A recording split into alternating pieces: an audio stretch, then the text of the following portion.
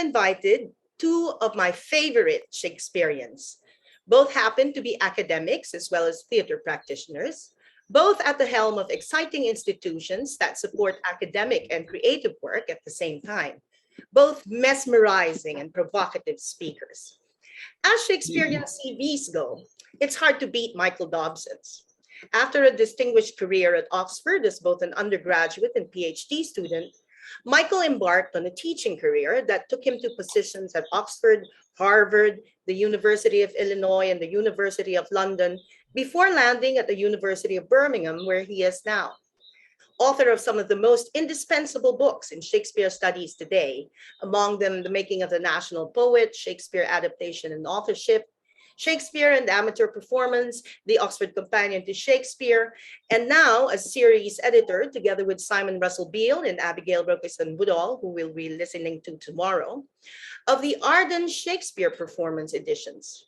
Professor Dobson sits on the board of governors of the Royal Shakespeare Company and is a trustee of the Shakespeare Birthplace Trust. Since 2011, he has been the director of the Shakespeare Institute at Stratford, being both high priest at this shrine and chief promoter and ambassador of Shakespeare to the world. Ricardo Abad is professor emeritus at the Ateneo de Manila University, where he is also the artistic director of Areté, a creativity and innovation hub that is part academic institution, part creative space. I don't know what it is really, Ricky can explain. As an academic, Dr. Abad is a deeply respected sociologist, having been the longtime chair of the Department of Sociology and Anthropology of Ateneo, and at some points in that illustrious academic career as director of the Institute of Philippine Culture, president of the Philippine Sociological Society, board member of the Social Weather Stations, etc. That this same person was also the founding program director of Ateneo's Fine Arts Program, artistic director of Tanghalang Ateneo, an Aliw Awards Hall of Famer for theater, current president of the Asia Pacific Bond of Theater Schools, and board member of the Asian Shakespeare Association, speaks to this man's range. Ricky is, of course, the director behind some landmark Philippine productions of Shakespeare, among them a stunning post-colonial staging of Taming of the Shrew, the incessantly internationally toured Sintang Dalisay, a fine example of intercultural theater that merges the Samabadjao dance form of the Igal, a Filipino awit version of Romeo and Juliet, with Shakespeare's play.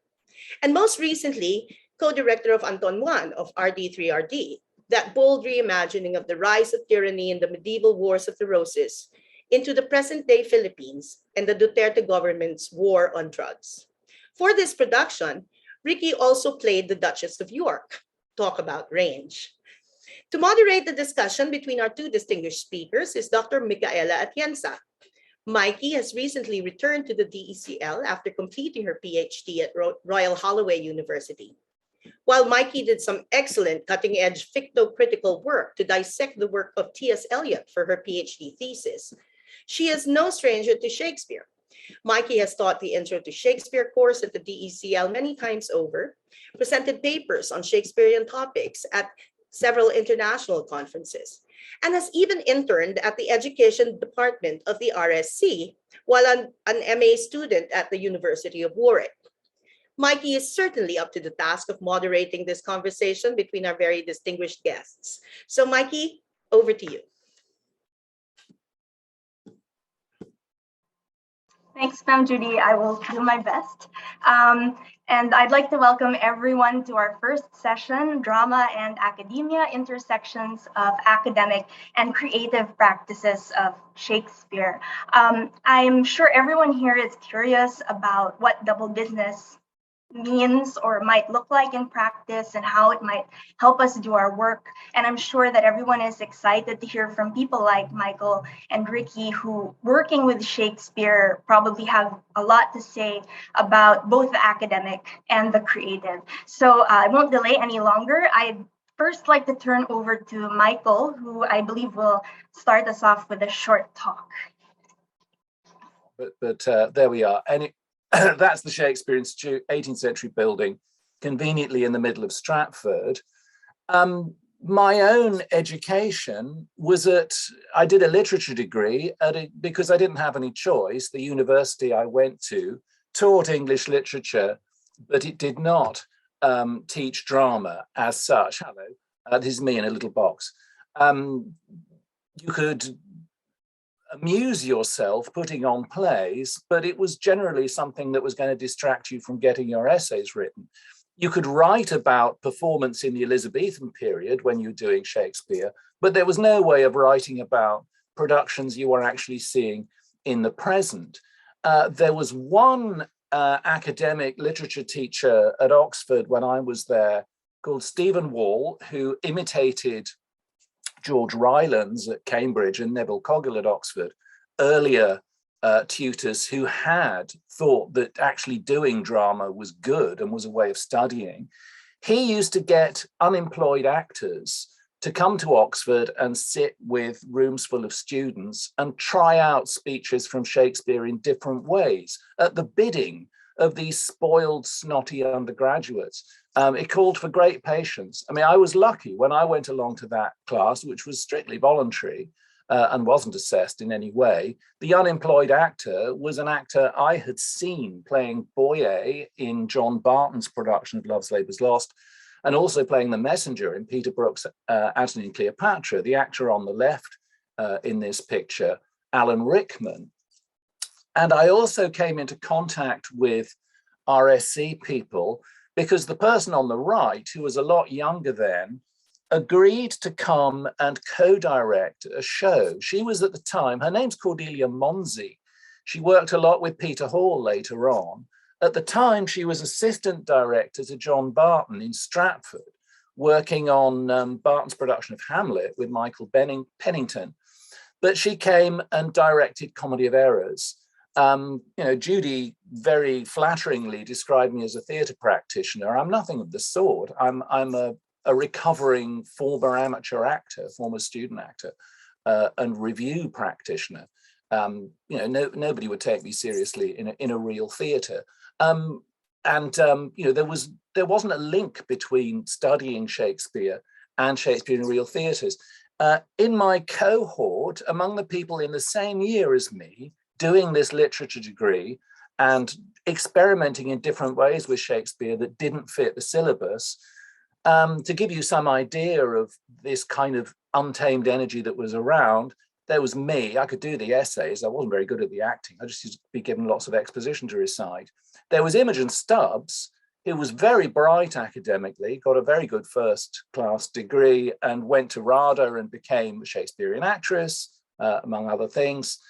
There was Li Lan Yong, who went on to be passionately interested in contemporary performance and adaptation, and of course founded and runs the Asian Shakespeare Intercultural Archive. And there was Lucy Bailey. And we'll hear about the connections and lack of connections between Lucy's academic studies and her subsequent career directing Shakespeare a little later this morning.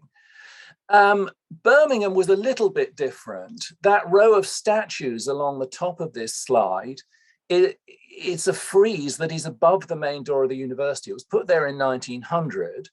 And you may be able to see that the middle statue, the most important one, is a statue of Shakespeare. The university was founded to be the great civic popular university of Shakespeare's home region and to deal with vernacular culture as well as the classics. And this commitment to Shakespeare studies blossomed in 1951 when the university bought the building on that postcard, which, as you can see, did belong to the British Council. The British Council were already running residential courses on Shakespeare in that building in collaboration with what was then the Shakespeare Memorial Theatre in the 1940s. The idea that you might come and see plays and talk about the productions as part of the way in which you studied plays was already resident in that building when the university took it over and made it into a research department of the university. At first, research was the only thing that happened there. There were some fellows often studying things about the nature of Elizabethan performance, and gradually there were a few PhD students, and now there are 4 MA programs and lots of PhD students and many more faculty.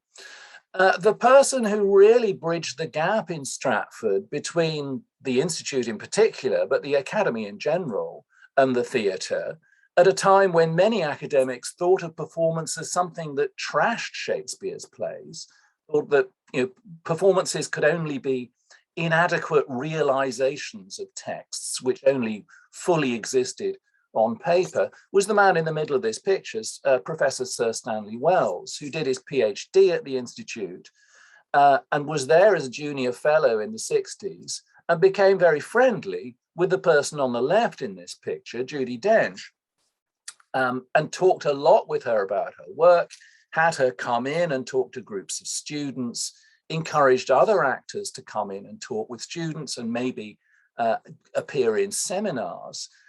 This picture is of the last public event that the Institute co-organized in person before the pandemic. This was March 2020, and it was a public conversation between Stanley and Judy. They're very, very close. Actors had honorary degrees before, really just so there would be a celebrity at a degree ceremony. But Judy became an honorary fellow, which is a slightly different thing. I mean, she's listed in some internal university documents as one of my staff, which I must say I really like. And we now have a whole kind of stable of honorary fellows who are available to answer questions from students, to be a kind of living archive resource, and to turn up when we have to run online graduation ceremonies because we're not allowed to do it in person. So in these pictures, you can see across the top, Simon Russell Beale, Sam West, Dame Janet Suzman, Ken Branagh. In the middle, you can just make out Vivian Heilbronn and Greg Doran, the artistic director of the RSC, leaning on his chin. At the bottom, Dame Harriet Walter, David Troughton, Adrian Lester. These are all people that the Institute can draw on because we take their expertise and their way of doing things with Shakespeare seriously as knowledge and want to study it and encourage it. So we also archive live performance, as well as having a fabulous literary library. It includes documents and traces of performance. We've got all Sam West's scripts and annotations and notes. They're very voluminous from productions of Shakespeare and other things that he's done. He played Mr. Garrick for us in an event in 2016. Dame Janet, Janet Suzman, we have her portrait on the wall. We're that keen. That's a picture of her delivering part of her archive in a suitcase to the library. And that's one of the treasures from it. We actually have the collar worn by John Carney as Othello in that world historical production of Othello that she did in apartheid South Africa in 1987. The one in which Carney kept being interrogated by the police about whether it was really necessary for him to kiss Desdemona because it was illegal. It's a great archive to have. And we also have, because of Russell Jackson, who was at the Institute and who worked as textual consultant on all of Ken Branagh's Shakespeare projects since 1984, we've got a huge resource for people who want to study the work of Sir Ken. And there he is, giving a press conference in the Institute garden because it's a really nice garden and looks good in the pictures. He was photobombed by a cat. That's the then Institute cat, Squeaky, which was very keen to get into the pictures. But so at the Institute, we've studied performance, and the breakthrough, I suppose, comes when we actually opened an MA program called Shakespearean Creativity that actually rewards and assesses practice. We're not a drama school, but we not allow and encourage drama to happen.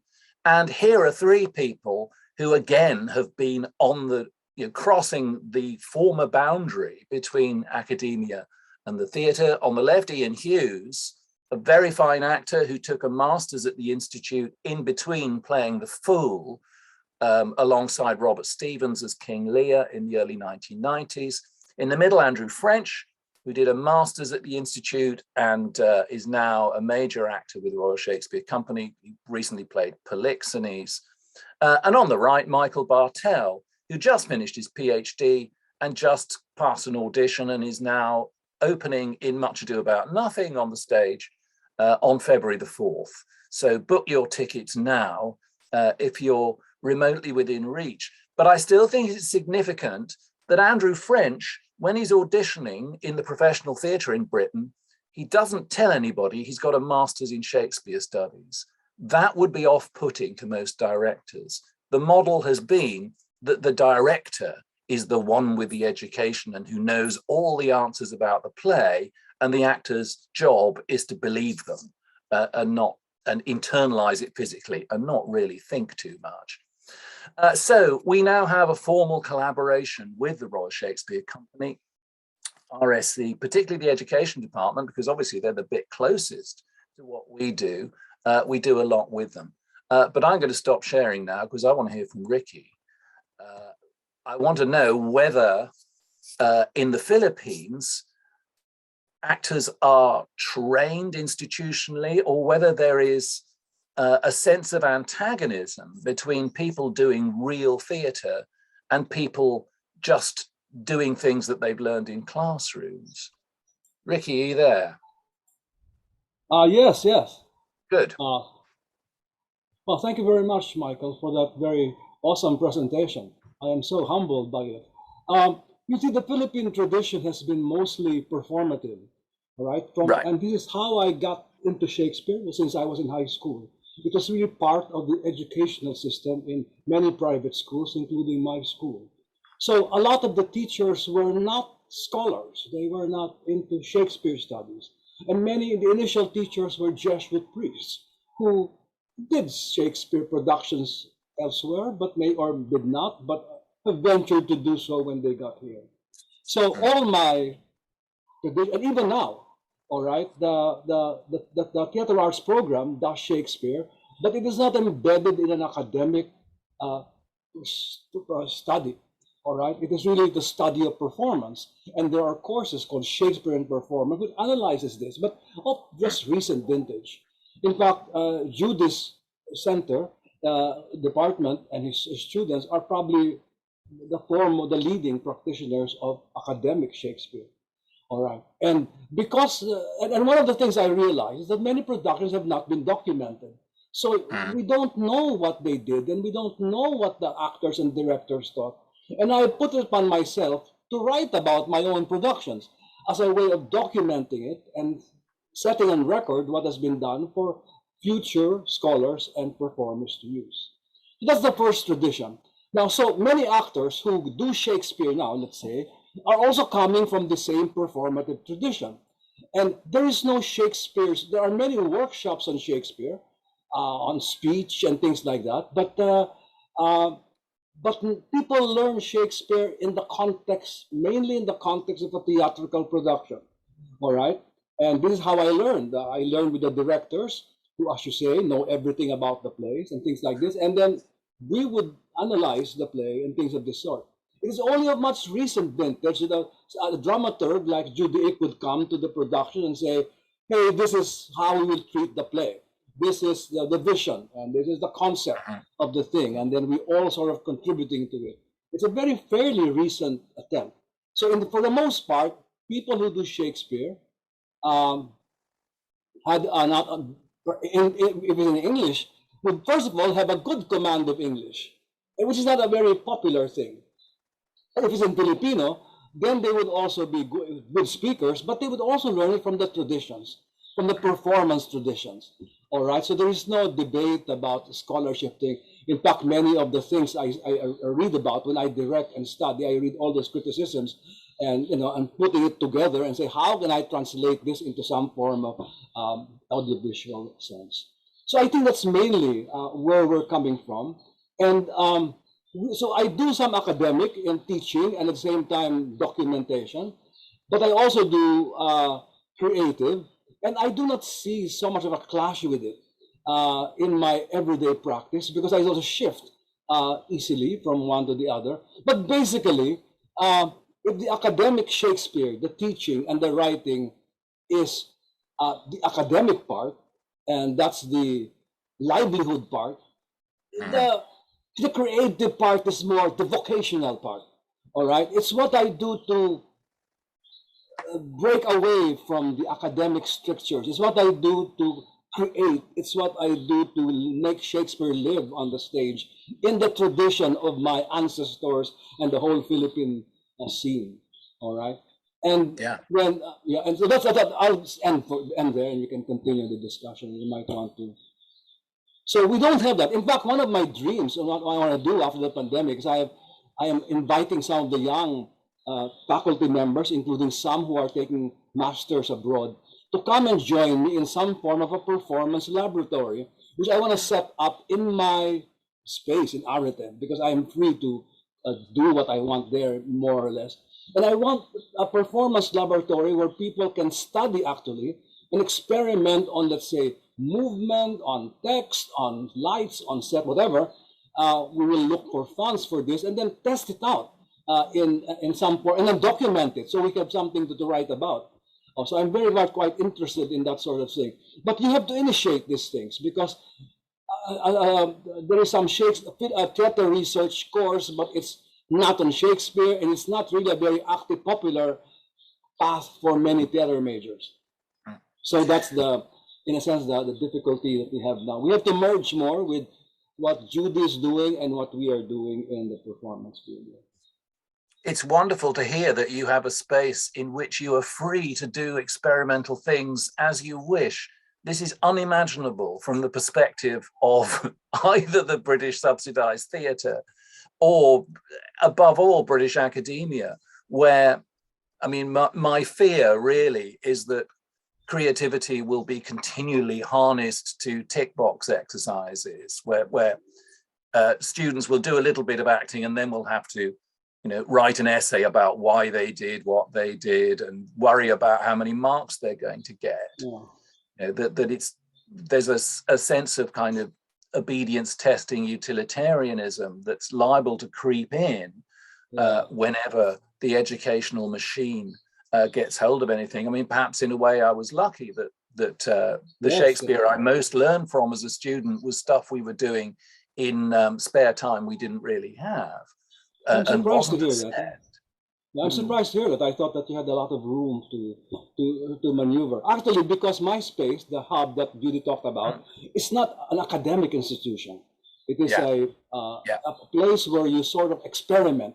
It thrives on experiment. So I'm encouraging scientists and artists to work together and stuff like that. And I'm encouraging people who want in the theater to try new ways of doing theater or something like this sort. All right. So in fact, that's why I can maneuver. All right. It's just getting people interested, because one of the things I find rather difficult is getting people to collaborate. All right. For a long time, it's been one department against one department, one theater company against one theater company, one director against one director, and it's never really a collaboration. So one of the first things I had to do, and even I'm doing now, is encouraging people to talk. Start with friends, and then maybe we can branch out later on. All right. Yeah. So I have a program 3 years going on, but this is what I want to do in the theater as well, is to collaborate and talk to other people and get people. Hey, are you interested in this? I have money, a little money to give you a facility and give you people, but maybe can you dedicate some hours and time to talking to physicists about movement, and then see how that movement translates into a stage performance or whatever it is. You want to try Shakespeare, talking about mental health and so on, and then how do we work on that thing and see. So these are the kinds of things I want to do. If I can get the young people to come and join me, and perhaps eventually invite others, like maybe from your institute, to come and join the conversation as well. Well, it sounds like a lovely conversation to join. That's exactly the kind of thing we'd like to be doing too, but everybody says they're busy and they've got no funding and they're overworked and they've got no time. I mean, I hate to sound vulgar and Anglo-Saxon, but how is your centre funded? Who pays the bills to keep the building standing, or do you just borrow people's space? Everybody turns up after work. How do you fund? Oh, well, the university is the university's building, and the university funds the building. and we are expected to earn from the rental of facilities. All right, we have not been earning this past 2 years because of the pandemic, but we repurposed the venue to make them audiovisual spaces, so we were able to do recordings and podcasts and things like this. And this year we're sort of trying to monetize some of this online things. So, and the university understand it, but luckily they are not pressuring us to, like, to fund the whole thing. They're subsidizing a lot of things, in other words, at this point, to let us go. And they're happy so far with our work. But I think it's mainly the university funding it. And then we try to get sponsors for things outside, some smaller projects. We get sponsors for that. For this one, I can budget a little from my performance lab, but I can also look for sponsors outside to kind of help and pitch in some of the cost. For that. Well, it sounds visionary, and I hope that your administrators will have a fascinating collaborative conversation with my administrators, and will. I think the thing is idea. I think that the thing is to be able to present a product on something. It's one thing to be creative, but another thing to present a creative product that will be evaluated as a new perspective, maybe, or a new way of doing things. All right, that can be useful for other things. That's the main thing. It's not enough to be creative. It's also enough to have a creative product. It's also all important to communicate that creative product in a way that other people will support you. Yeah. Well, I'm optimistic in some directions. I mean, in March, there's a fundraising project to raise money to repair a statue of Shakespeare in Stratford. And one of the fundraising schemes is that people are kind of sponsoring a marathon read-through of all of the works of Shakespeare. And the combined faculty of the Shakespeare Institute have been charged to put on Love's Labour's Lost. So I think if we do this well enough, me too. I mean, I saw Alan Rickman when I was little. I want to do a K-pop version. Anyway, go ahead. If we do this spectacularly well, maybe there'll be such overwhelming popular demand that we'll be able to perform it in public for money and use this to subsidize doing more creative performance. I mean, if we can get Abigail, obviously, in it, she knows how to do that stuff in a way that many of us don't really at the Institute. If I I found out later that there's money in children's theater. So, what I want to do is try to do a Shakespeare with the children's theater group. And because when the children come and watch their annual production, they bring their parents. So there's a lot of room to get tickets and a lot of room to sell Shakespeare in a very fun way and a good way to introduce the kids to Shakespeare. So this is another one of my experiments that I want to do. How can I do Shakespeare for kids? Maybe a Midsummer Night Dream or a Twelfth Night or something of the sort. Brilliant. Mikey. I think that you both started to answer the big question that I had, which was institutionally, how do you, or as heads of institutions, how do you promote creativity and innovation? And I think we're starting to see both how that's possible, but also some of the challenges on both the Philippine and the UK side. And I think that many of us here, whether we're writing, performing, or we're artists, or we're doing all of those things at once, sometimes are parts of institutions and rely on institutional support or maybe have institutions to please sometimes. But I'm so curious about individuals who write and research and perform and consult and direct. How are you negotiating that distinction or supposed distinction between the academic and the creative? Do research and performance ever clash in your own work as an individual? Well, they clash in mine because I would always rather go to the theatre than actually write an article. But that's not quite the same thing. And I do regard lecturing and writing, especially for journals like the London Review of Books, as a kind of performance and as doing some of the same interpretive and entertaining work that performance does, and thinking through those things. Yeah, I think Yeah. I do think they're absolutely connected. That actors are people who read Shakespeare and interpret Shakespeare, same as and so are people who write articles about Shakespeare. It's just that if you're lucky, the actors won't be boring. If you're very lucky, the articles won't be boring. It doesn't clash with me. It's just a matter of to everything there is a season. So to everything, time you will write, and then maybe you will do. If you're not doing any Shakespeare, doing any play, maybe it's time to write something. Maybe there's or you can do both. So it's all a matter of what you are at the moment. So I live on that. So to me, it doesn't really clash. Nor am I pulled by a demand to write. That's the other thing. I am not pulled by a demand to write and publish Shakespeare. I'll take my sociology takes care of that. All right. So I do not. I write, but it's not. There's no big pressure. There's also no big pressure to perform. All right. For me, it's just that in the university you could teach and you do research and you write occasionally and you will get by, and that's a very minimum requirement that I can fulfill very easily. So I have really, in a sense, a lot of time to do other things. So to write things and to create, and not only to act the director, but it also means to produce. It also means giving workshops. It also means trying to collaborate. It means talking to people. It means going to international conferences where I learned tremendous deal about how to approach theater and things of this sort. So to me, it's not a clash. It's just simply it's what the moment calls for, and I will do. Right? I don't run the institute. I run the artistic component of my institute, but I am not obligated to. I don't have the administrative abilities. I don't worry about funds. I let my director worry about the funds. All right. Yeah. If you want to worry about the fund, I don't care. This is my project. Fund me. All right.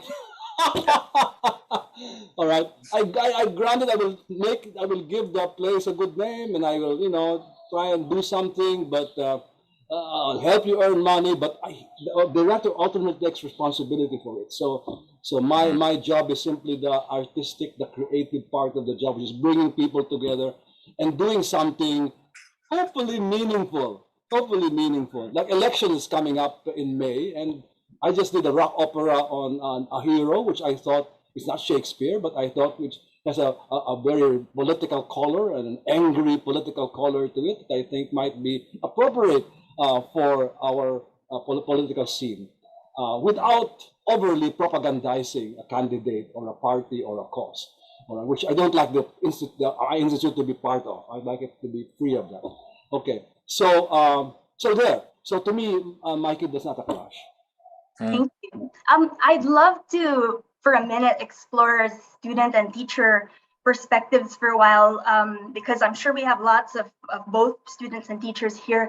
And Michael, your comments earlier were so both encouraging because of the work that you're doing at the Institute, but also for me a bit startling to hear about this relationship between text and performance. When I was first given my Shakespeare class, my first thought was, I'm not equipped to teach this because I'm not a theater practitioner at all. And so it's so interesting to hear that it was kind of the reverse. So I'm wondering, where would you recommend that students and teachers begin with Shakespeare? Reading Shakespeare or seeing it performed, finding a way to see it performed? Well, learning to read performance. I mean, it's all reading. It's all ways of enjoying it. I think certainly I would much rather students encountered the plays in live performance in the present and then went home and went over the script. If it's the kind of production that sticks to the script, I mean, they don't have to. And if it's in translation, then it had better not, or nobody will understand it. Or at least, a percentage of the audience won't. Certainly my own, I mean, I've been taught Shakespeare as an exam subject in literature classes at school for some time. And it was really when I was taken to Stratford to see Terry Hand's production of Henry V that it finally clicked. Oh, this stuff happens in real time. This stuff is about relations between bodies. It is actually live entertainment, and the script is just a little part of that. Whereas once you're teaching only the script, the idea is always that the script is the real thing and that performances are just kind of bad, partial incarnations of that are rarely going to get everything right, because it all becomes about being right, which is hopeless. The script is always going to exceed any given performance, and any given performance is always going to be much more than the script. You've got to feel that, and you can only feel that when you've got both in front of you. So I think it's absurd that when I was a student in Oxford, I was paying my own bus fares to Stratford instead of the university forcing me to go. That would, having its own special trains, that would have been much more reasonable. Yeah. Go. Can I? May I? You want to? Ricky, I was just wondering if you're creating if the work that you're doing is kind of ever directed towards students to give them opportunities to experience the plays in performance.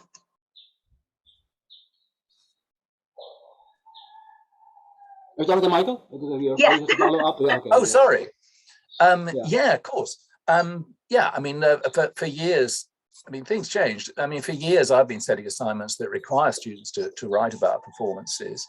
And of course, now we have a creativity degree. Students are actually required to put together collaborative performances, events, stunts, if you like, projects, public events that happen in normal times around the edge of the RSC's performance spaces and in their studio theatre. And it's a great boast of the Shakespeare Institute that every single student at the Institute is automatically a member of the Student Drama Society. They don't have to perform, they don't have to participate, but it's not a matter of, do you want to join the Drama Society? You're automatically a member of it. So the students, even the ones who aren't being assessed about doing something creative, are likely to be putting on shows. Like I said, I keep coming back to this point, but I learned much more about how Shakespeare works from trying to act them than I did from hearing lectures about them. Not that the lectures weren't great when I bothered to go, but it's performance that actually made that reading mean something and do something. So maybe even if there isn't access to live plays, there is something to kind of doing it yourself in the classroom. Absolutely, or out of the classroom, anywhere you can. Any performance is better than none. Any attempt at a performance, even if you're no good at it, like I wasn't, I got a great deal out of it, even if the audience didn't.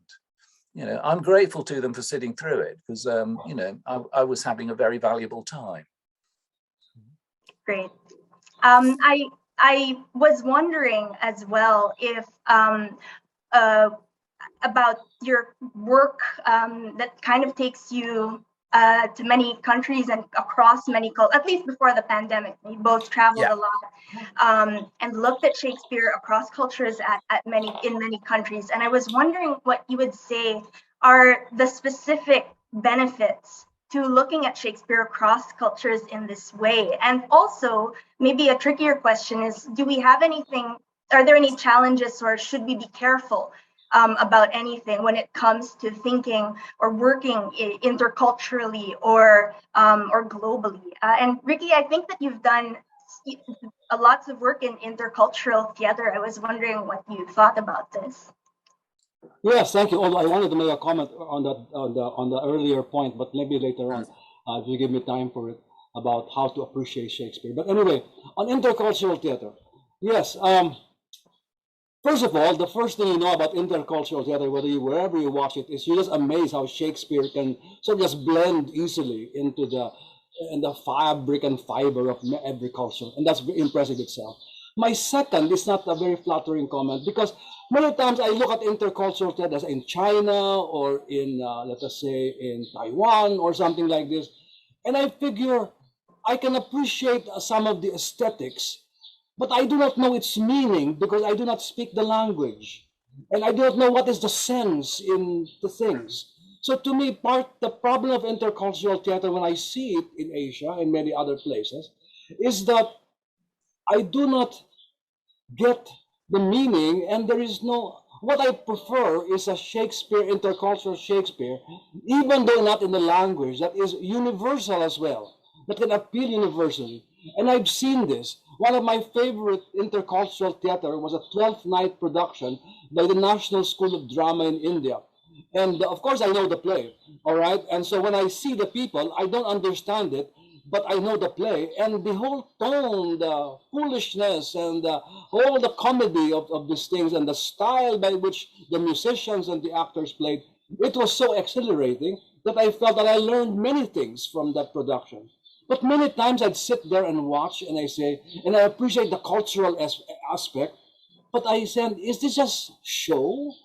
Are we just being treated to some form of cultural number, or is there a sense? Is there a really blend here between Shakespeare? Is it a takeoff on Shakespeare? Is it deepening? That's my problem with intercultural theater. All right. Of course, that's the watching. The practice is quite different. The practice with the big thing about practice are ethical issues. Actually, are really are you respecting the source culture by which you got this dance or the language? But that's another issue. The ethical issues are very important in intercultural theater. But the watching is that.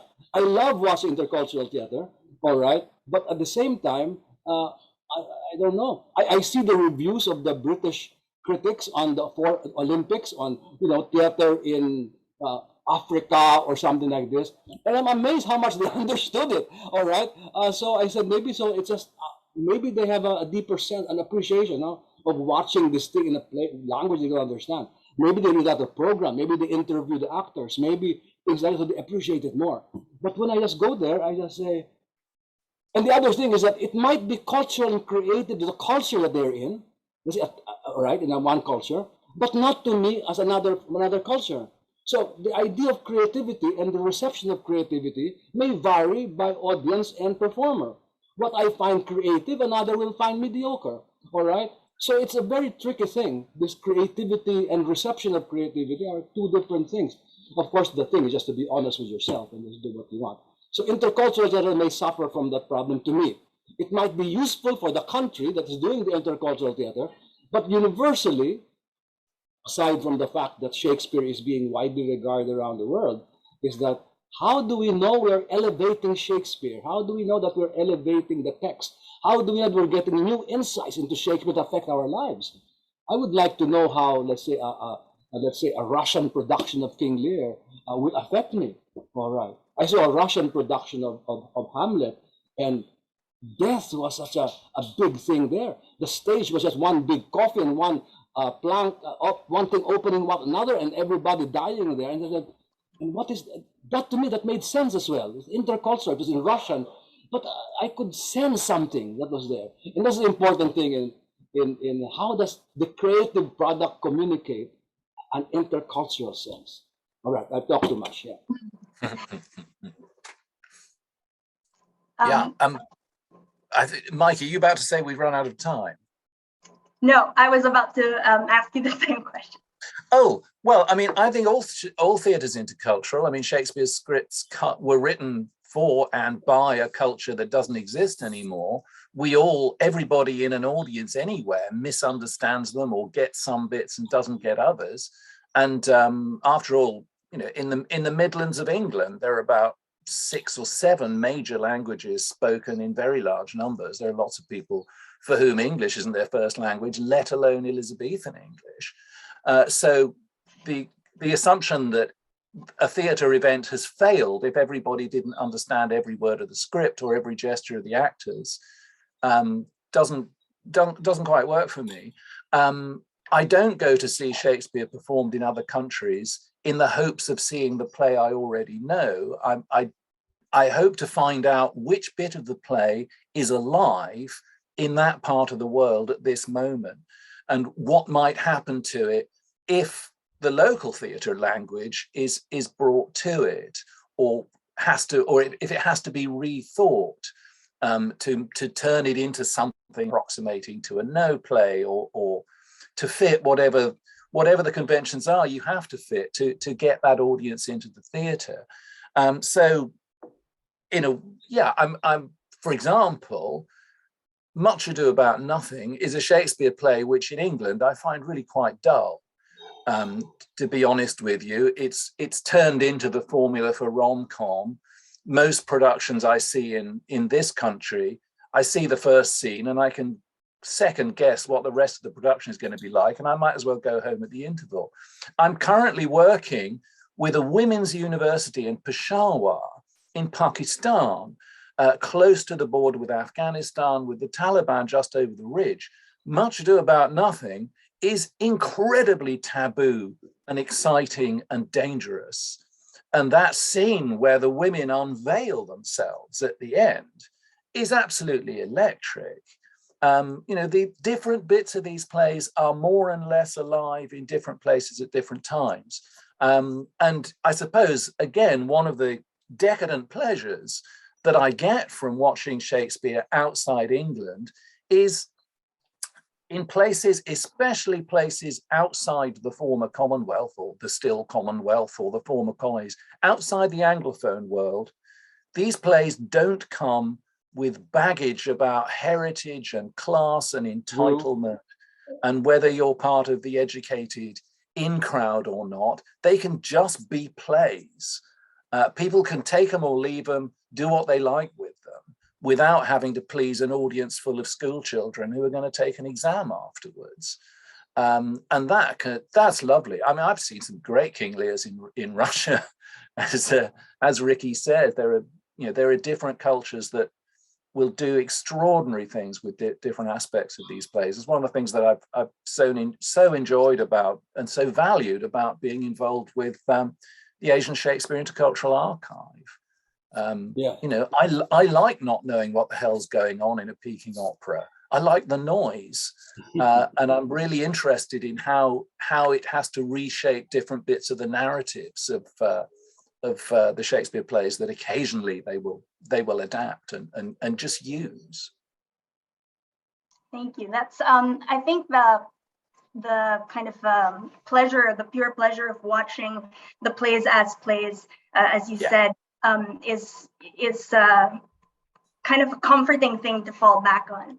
And I think it also, I like the idea as well that Ricky mentioned about this idea of creativity kind of being received differently in one culture versus another. And it takes me back to kind of some of the questions that we were answering at the start of the session, and I was wondering what you think constitutes a creative approach or creative practice, because I think it might be a general term that might mean different things to different people. So what is it for you?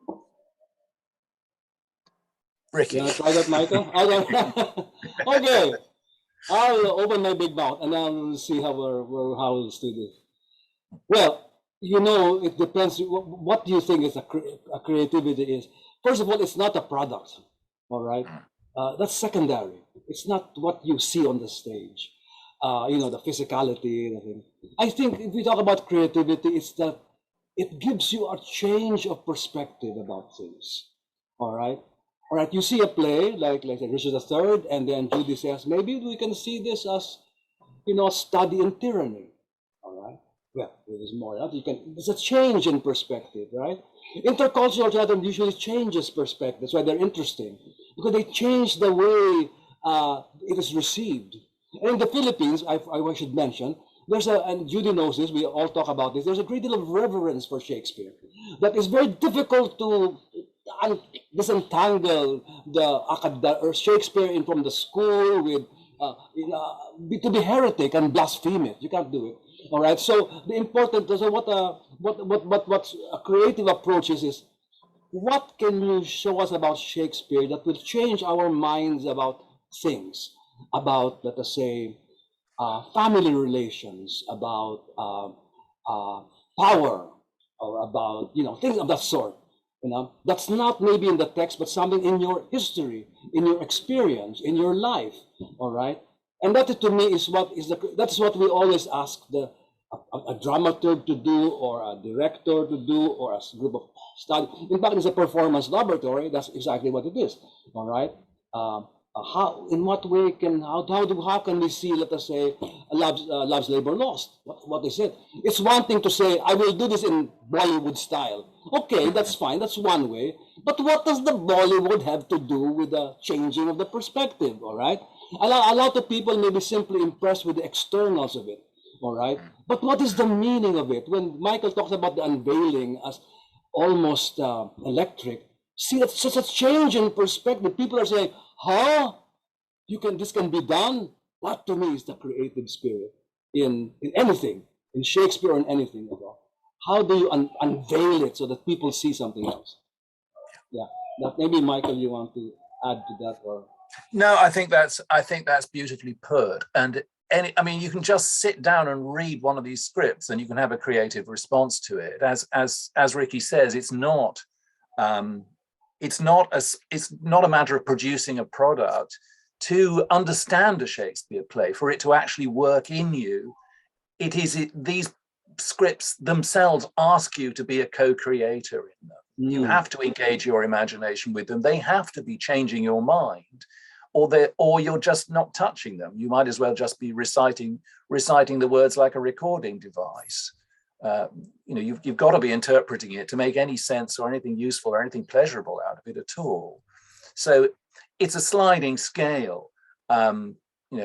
Giving a thrilling performance as Lear or Hermione or whoever is one way of being creative with the Shakespearean text, but actually, if you're engaged with it, then these are themselves kind of plays who've got so much stuff going on in them, verbally and dramaturgically, because they come from such an eclectic kind of theatre that it's going to involve you one way and another if you're responsive to it.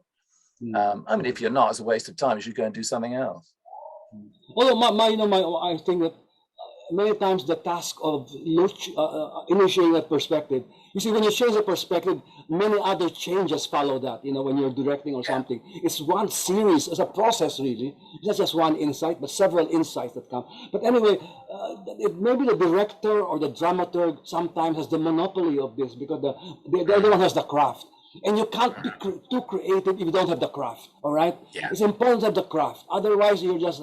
That's why the students' work may be good, but it might lack craft, so maybe it's not going to be as creative as you want. So you've got to study the craft, and then you're creative. But what I want is that I hope that many more people outside the dramaturg or the director will start thinking about, hey, Shakespeare can be done this way, or Shakespeare can... I see this. This is what I want to hear. All right, if I'm in my company and tell you, hey, let's do Much Ado About Nothing. Okay, how are we going to treat Merchant of Venice? How are we going to do this? How are we going to do this? All right, these are the kinds of things that are very interesting in a discussion or in a performance lab when you want to experiment and things. Yeah. And to me, that one thing to add that about demand earlier. To me, important in the Philippines, I think two things are very crucial to the appreciation of Shakespeare. One is narrative, all right. The second is listening, all right. The sounds. Ron Kapunding, he will be here soon, wrote a play called William, which is really a set of speeches about Shakespeare that students loved, and they could relate to it because they didn't know the whole play, but they know the speech and what the speech said and how they applied their lives. And that's how they began to enjoy Shakespeare. So I think one route to Shakespeare is to listen to the sounds and the words and things like this and be moved by it. All right? And then if you know the narrative, it makes more even sense. And perhaps that will lead you to other things as well. All right. I'm surprised when I teach a Shakespeare workshop in speech, and the student can see the quality of mercy is not strained. It's not strained. All right, read this way and things like that. Follow the whatever punctuation rules of Shakespeare, and all of a sudden, sir, it makes sense. The language makes sense. And I said, oh, wonderful. I really feel elated when that happens, when we began to realize that the words are making sense when it's spoken properly. So it's really how it's in the mouth and what they hear. It's a sensual experience, in other words. So the best way to appreciate Shakespeare is the senses. So the sight for performance, but initially to sound and kinesthetic, how the mouth is shaped, how the breathing is fixed. So that's very important for me. Some overlap with academic as well, I think. This ability to change perspectives and this sensitivity to the text, listening, and maybe even a bodily response for some. And this kind of openness to the idea that the text will change and you can change it as well. And I think that we're almost at the point where we will shift to the open forum. But before that, I wanted to ask a kind of forward-looking question for those of us here who are not just Shakespeare enthusiasts, but the people who are likely to start up a new conversation and create a new translation, adaptation, or production, and who teach and write and produce research on Shakespeare. I was wondering if you have any general advice to give early career academics and or artists who are working on Shakespeare with these bigger projects in mind. Michael, maybe start, Mike? Yeah. Obviously, they should come to Stratford and talk with us as much as they can. Yes. Come online, talk to Judy, but research is never wasted. Reading around, seeing stuff, learning more theatrical idioms, having a bigger box of tricks, a wider range of experiences, being engaged, being alive a bit. That these are appallingly vague truisms, but as far as career advice goes, there is no career advice. Nobody knows if the academic career in the humanities is even going to outlast the current generation. So I would be, pretending to be a soothsayer if I were to say, well, if you want to get a secure job in a university, you need to tick the following boxes, because in 10 years' time, those are the only people who are going to be employed. We may have all been replaced by, algorithms running obedience tests via microchips, before any of that becomes any use. For heaven's sake, keep thinking and enjoying yourself and living and making connections between the literary and theatrical texts you're writing about or staging and everything else that's happening. Yeah. My advice is simply to find way, relate to whatever it is, whatever you relate in terms of your history, your biography, your way of life, your moods and things like that, your passions, and see if you can relate it to what you read in Shakespeare of what you see. And you just find those connections like that, and then they don't have to be to lead to a formal study. It's just meaning just finding the connection. All right. In doing Taming of the Shrew, I wrote this down. I said, what inspired me to have this Taming of the Shrew was a photograph I saw in a newspaper about an American soldier posing with his Filipino wife. And I said, hey, this is Taming of the Shrew. Mm-hmm. All right. I wrote it down. I said, I'm going to do Taming of the Shrew with this image in mind. All right. So that's how I got into post-colonialism, which I wasn't sure what that meant really at the time, and then figuring it out, and I figured out all the terms, and I said, hey, this sounds like this seems to be like a zarzuela, like a musical of traditional musical. I will do the scene like it's something of the sort, and I was then just beginning to stretch and figuring out if I can make this a post-colonial thing, I can really break traditions and do many things like that, All right, and I was just starting out. All right, it's too bad I don't have much time to do those things, but I really love to do those things. But really relate to it. Find ways of relating to the Shakespeare text. The narrative, the sound. What is it? Discrimination against Shylock. What does it mean to you? You think it has to do with an oppression? Well, what's the oppression in your life that you can relate to Merchant of Venice? Maybe, and then you can just disrupt it, and make it live.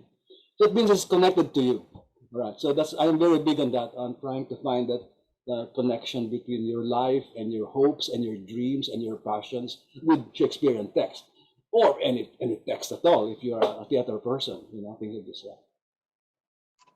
Thank you. I think some optimism there, and the encouraging note that we can find different ways to relate to Shakespeare that could unlock understanding. And also, I think the idea that research or work in general is never wasted. So I think that's very good to keep keep in mind. And with that, I think that we can start looking at some of our audience's questions. And I think that those of you who have questions can add them to the growing list in our Q&A. So let me take a look at what's here. I think we can start with a general question for both of you.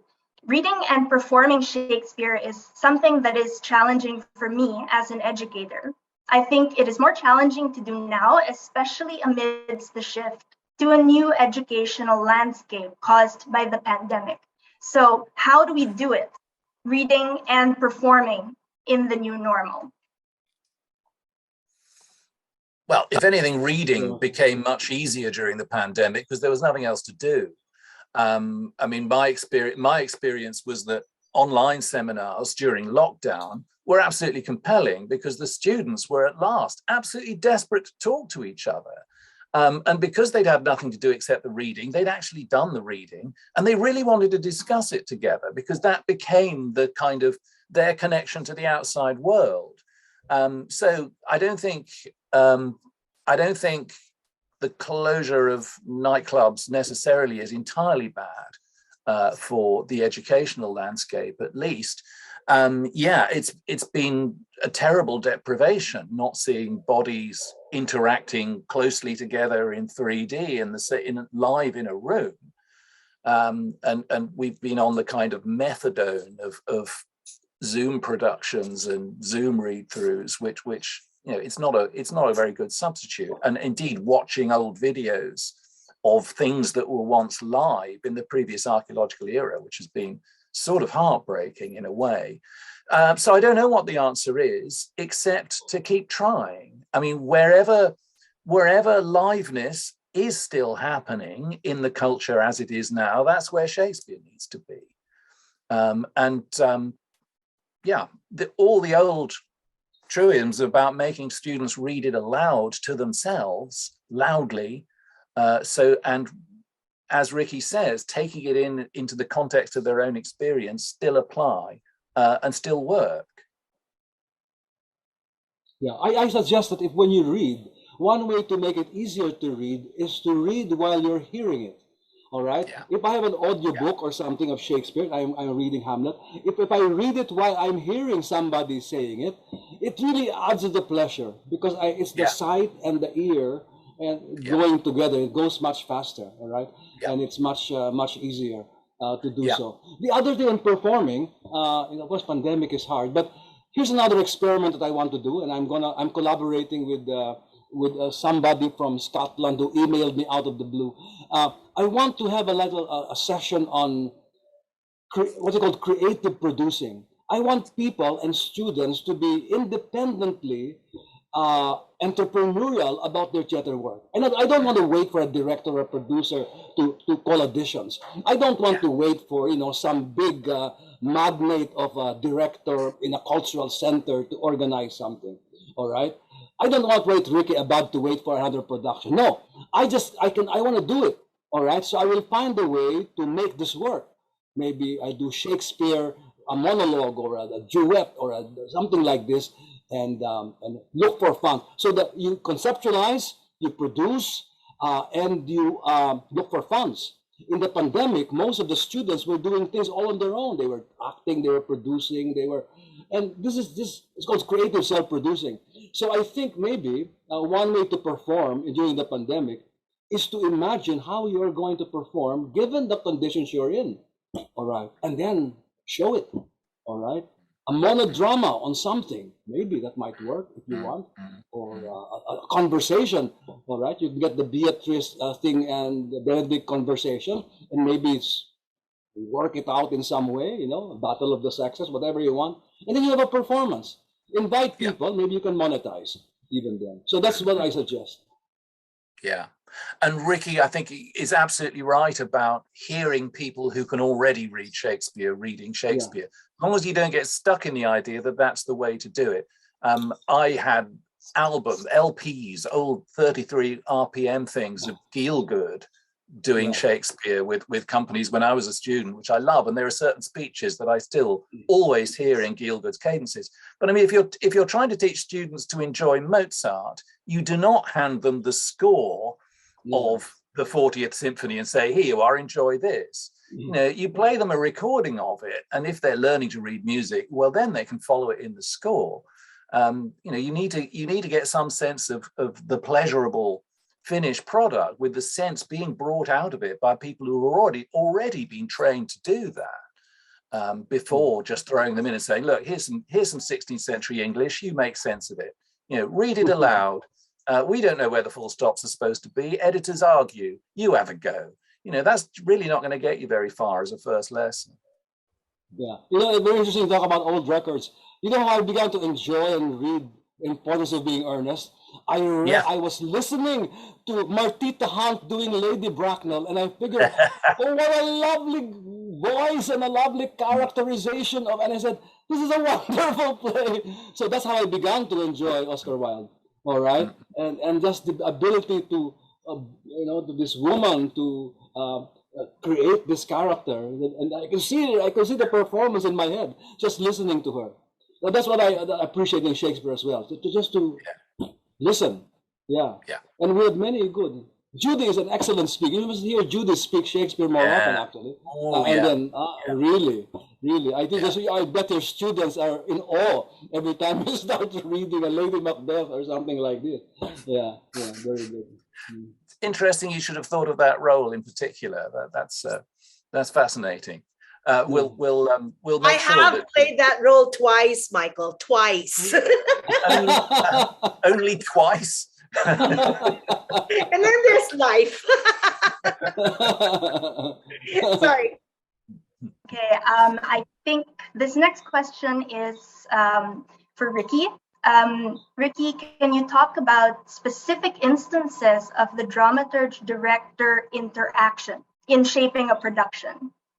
Okay, maybe Judy should answer it. All right, Judy should answer it. But mainly, it works in many ways. The director can start it, and then the dramaturg works it out. But I'm that not with Shakespeare, but with Greek plays.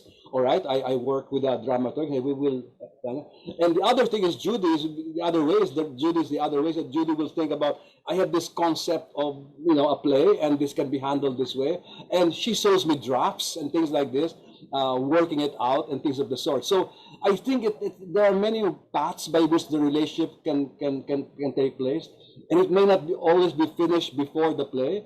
I think with Richard III, we kept revising and adding and things like that. At one point, I said, I want to write some passages into this thing. And so I wrote the passages and imposed it on Judy's script, you know, to give the play some form of, you know, I don't know, some wholeness to it. So it varies.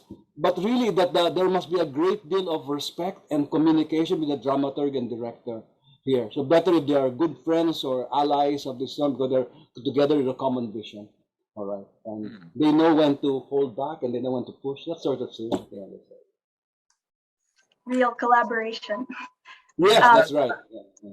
That's fascinating. I mean, in the English theatre, the word dramaturge is used very, very little. It's regarded as a kind of foreign idea. That's all the director's job. There might be an assistant director who worries about the timetabling of rehearsals for different bits of the cast and is occasionally allowed to rehearse the odd procession or bits that the main director doesn't seem to have time for that week. But there is, I mean, some directors will grudgingly have, well, I mean, some of them more grudgingly than others. I'm always happy to talk with directors, but I wouldn't expect a credit in the program, and I wouldn't know what they would call it. They might say academic consultant, maybe, but you know, it's a point of pride with theatre artists. They can't possibly afford to admit in public that they've ever taken advice from an academic. I mean, that would be the end of their careers. I mean, an academic might write a program note.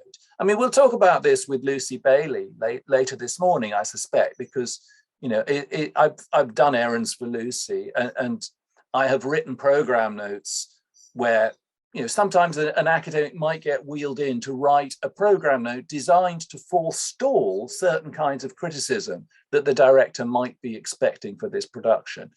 So an academic is expected to say, well, this is exactly what Shakespeare would have wanted for the following reasons.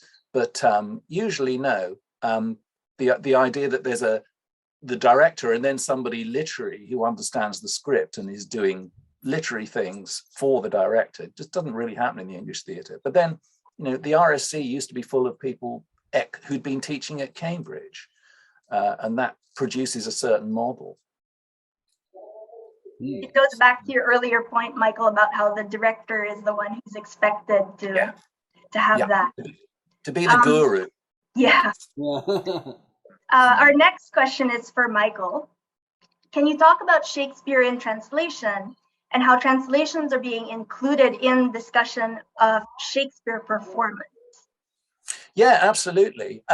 In that, before the pandemic, and even after the pandemic, now that there's so much streaming and video recording being made available, it's much more possible to see Shakespeare done in languages other than English than it used to be, even in England and elsewhere in the United Kingdom. International festivals, international companies have always come to the Edinburgh Festival. Ninagawa's Macbeth was a huge hit when it came in 1985, and that really opened people's eyes, I think, or at least a lot of theatre goers' eyes, to the idea of how much, in some ways, how much more enjoyable it might be to see a familiar play being done in Japanese by a really visually inventive director than just seeing yet another production aimed at the schools market.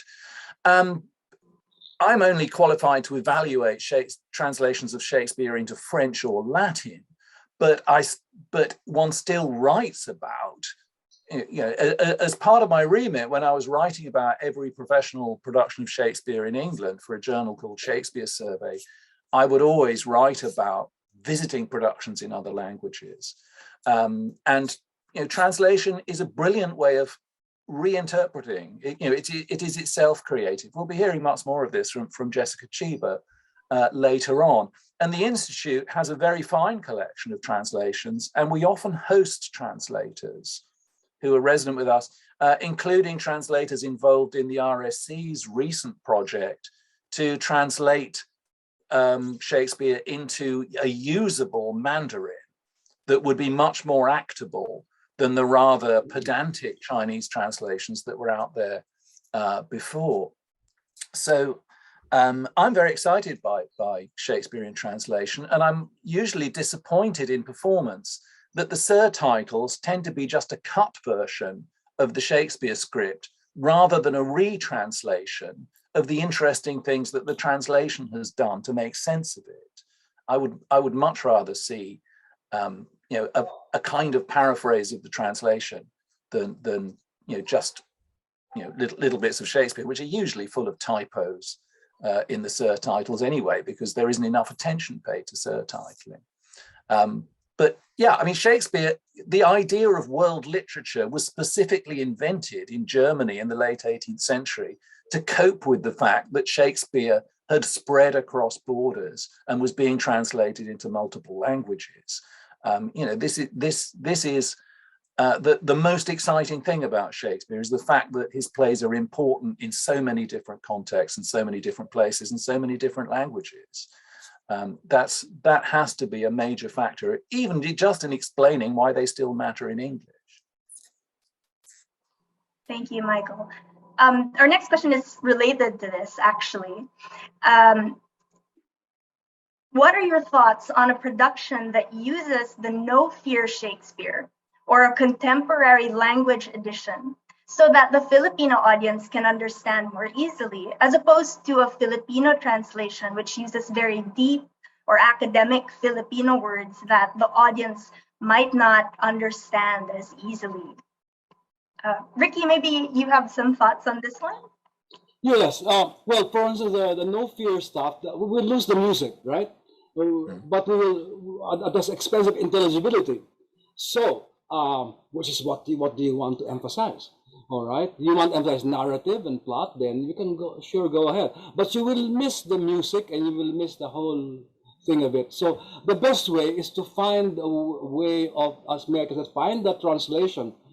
If you talk about a usable Mandarin, a usable Filipino or English, where if you can get intelligibility and translation at the same time. I agree that the early translations of Rolando Tino, for instance, will be very, very heavy. And so maybe, and that's why there are new translators. Gelan Luarca, who will be with us also in one of the meetings, is one of those who can find a way to translate a lot of these things in more accessible Filipino. Ron Capending can also translate things in easier way. So I think it really, we have to go, in a sense, maybe beyond Rolando Tino in this sense to be able to translate meaningfully.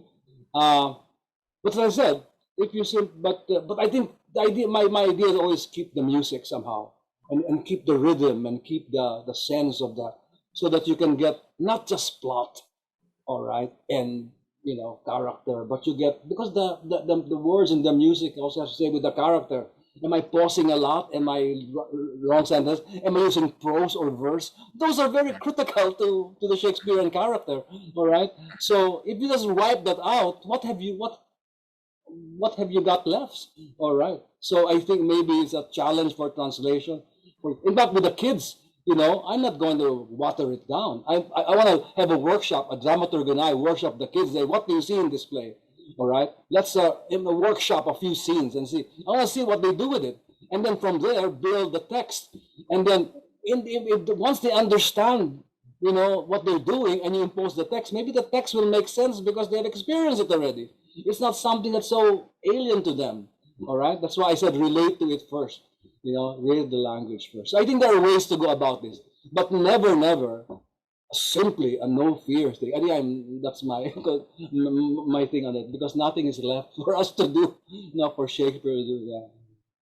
Yeah, and I think it's a mistake to think that audiences ought to understand every single word or ever have understood every single word. This is magical, weird, metaphoric language. It does things that we don't quite understand, that we can't quite explain away. And if all the characters, as you say, are going to come on and say very prosaic paraphrases of something and all sound exactly the same, then you've taken away a very crucial part of the experience. And it's actually, you've taken away some of its availability to individual theatre goers. I think there's also something to building an ability to listen, or kind of training people to learn to listen as well. Okay. But maybe let me ask something about in manga comic Shakespeare. They don't use Shakespearean words, right? I'm not familiar. So they just have the action and the character, Well, they do in some, but not in others. I mean, different companies use more different translations in Japanese. And in England, there are quite a lot of Shakespeare manga comics that do just use a cut version of Shakespeare's original English. It's rarely lineated properly, but that would be a very pedantic complaint, given the way it has to be laid out on the page to make room for all the ninjas and things. Yeah. Yes. Maybe that's taking it in another direction. But it's not something that. And I think the question of what are you looking for and what are you after is a valuable one to ask, and a good guiding question as well. Our next question is for both of you. How do you think that different cultures can take up the freedom to portray Shakespeare in their own beautiful ways, and not just sticking to the Britishness of the text, considering the post-colonial liberties taken up in Commonwealth countries, especially? I wish the British would take more liberties. Shakespeare is a very free writer.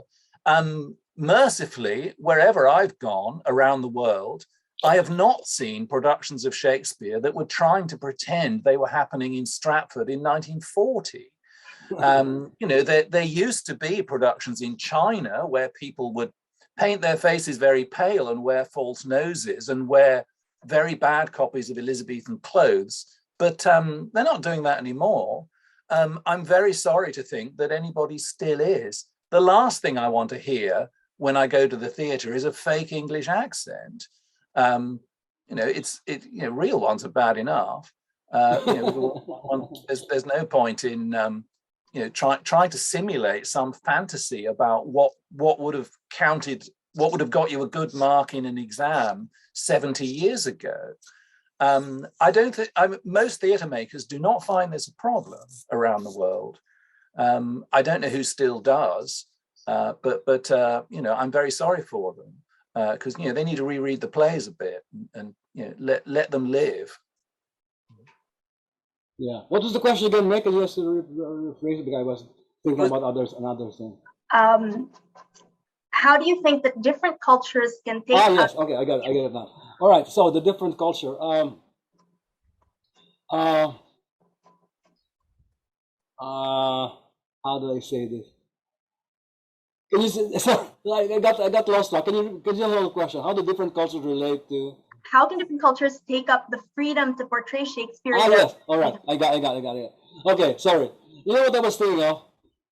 I was writing a sociological paper on protest action in the Philippines. Okay, using some data, and I found out that one of the reasons why we can't, and very few Filipinos would admit that they were doing boycotting or writing a letter to the thing like this, making contact. And one of the reasons is what was called a sense of autonomy. All right. To indicate autonomy, the survey asked, what is the desire? Do you find obedience a desirable or important characteristic for children to have? All right. Important or not important? And the majority of Filipinos say it is important. All right. Independence, do you think that's important or not? It is not important. Okay. So in other words, you have a disposition in Philippine culture, all right, that resists, that automatically enshrines reverence, all right. And many times in protest action in the Philippines, this is one of my findings, I will announce it in March, is that it is embedded in religious ethical codes, all right? Our big 19th revolution was led by the cardinal. It is not something that is in the spirit, but it needs the push of church and authority. All right, let me translate that into the Shakespeare thing. All right, it's the same thing. I was talking about reverence a while ago. All right, when teachers say it, that's it. When teachers perform it, that's it. So to be able to play, as you say, you need students who can be trained to be irreverent, who are in a space where irreverence and playing is are accepted and not judged. All right, and like in Areté, you do an experiment, you are free to fail. All right, that's the whole idea as well. There must be freedom for failure. All right, so the thing is, you want to play. The first thing is, let's get a disposition in the classroom, all right, where students can play. This is what I like about theater groups. And let's just play. All right, let's see what we can do. All right, together. And then it needs practice, more and more practice, watching, experimenting, things like this. That's why I never want to be called Dr. Abad in my theater company. Or I don't want to be called Sir, all right, because that's hierarchy. All right, and many people, students cannot take it. Even if they call me Ricky, they say, "Sir, shut up, sir." How can I've given up? All right, I've given up. All right, but if you can, you can. But I'm dealing with cultural in other words, I'm dealing with cultural problems here, and that's a sociological kind of understanding of playfulness, of creative playfulness. All right, so that's it. That's the. I think a worthy goal for teachers as well, not for cultivating that kind of a space where students can exactly play. Even teachers need. I got an invitation to teach teachers in business management how to be more creative teachers, for instance, like that. I don't know how I'll do it, but but we'll see. All right, I am trying to work out something that will enable them to be a little more looser when they teach. I was coaching business students how to present online, all right? And they are very bright and very analytical, but they don't even smile on the video.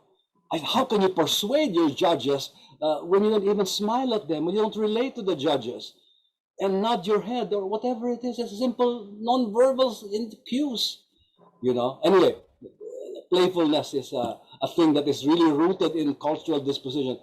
I'm surprised in England that you have this problem as well. Although I think sometimes it's a brand, right? This Shakespeare is a brand, and you try to import that brand, and that's why there's a kind of a sound and a look that you cultivate. I don't know, but that's I get a feeling. Well, there's a wide sense that because Shakespeare is taught and Shakespeare has been used as a gateway to advancement, that therefore Shakespeare is somehow part of a ruling class culture, and that it is supposed to sound posh, and therefore actors who've been to private schools, and I name no names, are the people you would expect to hear acting Shakespeare, rather than actors from the working classes or audibly from minority backgrounds of whatever kind. I mean, of course it's utter nonsense, but it's still a supposition. It's the same colonial problem, as Shakespeare. The sense that Shakespeare, wherever in the world, ought to sound as though you're trying to pass an exam to qualify to work for the Indian civil service under the Raj. It's this. Shakespeare was made part of the education system because everybody already knew Shakespeare. It was popular. Yeah. But the lingering side effect is that Shakespeare is now thought of as something people have to undergo in classrooms that's done to them by people more powerful than themselves. And that's one of the things it's our job to rescue Shakespeare from wherever we can. Very interesting. Thank you for that insight. It's nice to think too that the classroom might be the site where we might undo that a little bit. Yeah, absolutely. Okay, a little bit of a practical question. As someone who has been bitten by the theater Shakespeare bug in their 20s and not financially privileged to attend classes, what would you recommend as an alternative to study the material? Do you have any YouTube recommendations or free material? No, I have to look. I'm sure the YouTube does quite a lot, but I have to. Tons, yeah. I don't know. I can't pinpoint. Yeah. Yeah. It would be a kind of. I'd have to take about a month off from my job to look at lots of stuff on YouTube to decide which bits I thought were any good. I mean, if you Google my name, there's a lot of stuff by me on YouTube here and there at random. You could start from there, but it probably won't meet your particular needs, depending on what they are. You could always, switch your computer off and try and persuade your friends to put on a play. Yeah, I've suggested that to my students. Experience that. Do a scene or something like that. Yeah. Many ways of just doing it. Experience it. Yeah. And then watch, and then compare your experience with what you watch. Our next question is about adaptation. Have you encountered adaptations of Shakespeare's works that are more interactive in nature, involving and enfolding audience participation to the extent that narrative is modified and influenced by the audience? I'm curious about this because we have a lot of interactive media. And I'm wondering how Shakespeare's works are translated from written text and theater to something that involves those who are otherwise just watching. Yeah, this is, as they say, a thing, and in different media. I mean, we had an improv troupe visit the Institute this weekend, a group called School of Night, who do live stuff, but they don't claim to be doing a production of a Shakespeare play in which the audience can decide the outcome. Actually, there's a very long history of this. In the 1660s, Robert Howard rewrote Romeo and Juliet to give it a happy ending. And they've played the happy ending one night and then the sad ending the next night, so that audiences could choose which one they wanted to see or which one they preferred. And I know there have been exercises where audiences have been allowed to vote during the interval as to how they want the plot to turn out. Heaven knows there have been plenty of people writing alternative endings, at least to Shakespeare. I mean, one field in which this is happening more than many is virtual reality, where there are creative people making virtual worlds in which you put a kind of bucket over your head and feel that you are walking around among things. You know, I'm involved in a project in Singapore which has a mashup where there are bits of Macbeth that have been conflated with bits of The Tempest and bits of Midsummer Night's Dream. And you wander around and you see the witches who are on this ship, and you get shipwrecked on Prospero's Island if you want, or you go back the other way. I mean, the main thing the experience has given me has been some voice work, because I play the voice of Oberon in this bizarre world. It's one of the weirdest things about that universe is that Oberon sounds like me. The other thing it gives me is seasickness. You know, being in a virtual reality during that shipwreck and getting washed up on Prospero's Island, and Prospero in this 3D animation world is a kind of ex-hippie who has a fairground going on the beach, and I made the mistake of going on the roller coaster, and I just felt awful for days afterwards. So, but these are experiments that are being made. But of course, Shakespeare is a narrative artist. The way his plays work kind of depend on things happening in a particular order. Adaptation has always been a way of commenting on them or spinning off from them. And since the plays are not going to vanish every time somebody does their own version in which it's different, you know, that's fine. You know, that can be fun.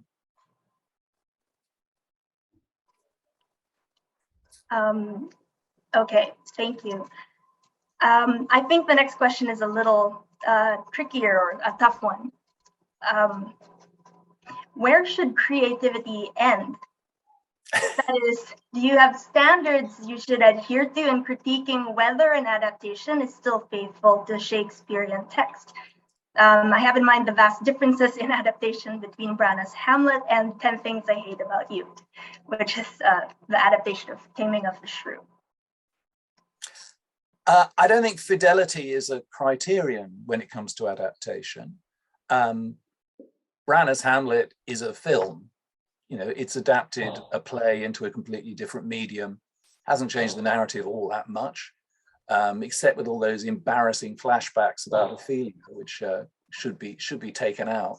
But as I said in the previous discussion, there's a spectrum of things you can do with a Shakespeare play, and making a rom-com that vaguely resembles Taming of the Shrew is a completely different game to deciding you need to change some things about a script, or your audience aren't going to understand what's actually happening from one scene to the next. You know, these are related but different games. I don't think creativity needs to end anywhere. I mean, if you want to, you can think of Beckett's Endgame as an adaptation of King Lear. It's such a free adaptation of King Lear that actually it's a damn good play by Samuel Beckett. And you don't need to know King Lear to recognize that it's an absolute masterpiece. But it just as, you know, Waiting for Godot does an awful lot with bits of Hamlet. But you know, that's all fine. You know, Stoppard's made his fortune. He's not complaining. I don't think anybody would want to tear up all existing copies of Rosencrantz and Guildenstern Are Dead on the grounds that it's not quite Hamlet. Yeah, as long as it's a whole, you know, creativity doesn't end. It doesn't end because it's practically you have to stop, you know, but it doesn't end. Yeah. You know. Yeah. As long as the piece is whole. And if you're not sure, let people read it and talk to them and see that it's enough. You know? It's encouraging. I think we have time for one more question. And this is a general question that will that involves Shakespeare as well. As Shakespeare wrote all his plays in a plague, do you believe that we may experience a resurgence in arts-related interests after COVID? No. I think it would be lovely to think so. We need the arts. The arts are going to be changed by the ways in which people have learned to these various workarounds that we've depended on these last couple of years. But the general direction of travel where I am is towards utilitarianism and dumbing down, and it's not a great climate for the arts, with or without a disease around as well.